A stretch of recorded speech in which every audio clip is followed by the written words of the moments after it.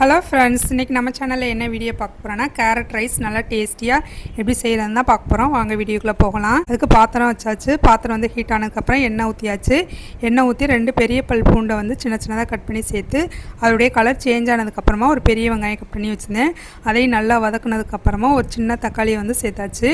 அதுக்கு தேவையான அளவுக்கு உப்பு சேர்த்து தக்காளி நல்லா சாஃப்டாக வதங்கினதுக்கப்புறமா ஒரு 4 கேரட் வந்து துருவி வச்சுருந்தேன். அதையும் சேர்த்து நல்லா மிக்ஸ் பண்ணி எடுத்துக்கலாம். இப்போ 1/4 டீஸ்பூன் அளவுக்கு மிளகாய் தூள் சேர்த்து நல்லா மிக்ஸ் பண்ணியாச்சு.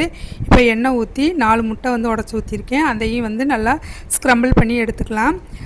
ஸ்க்ரம்பிள் பண்ணதுக்கப்புறமா கேரட்டையும் நல்லா மிக்ஸ் பண்ணதுக்கப்புறம் 1 டேபிள் ஸ்பூன் அளவுக்கு டொமேட்டோ சாஸ், 1/2 டேபிள் ஸ்பூன் அளவுக்கு சோயா சாஸ் சேர்த்து நல்லா மிக்ஸ் பண்ணியாச்சு.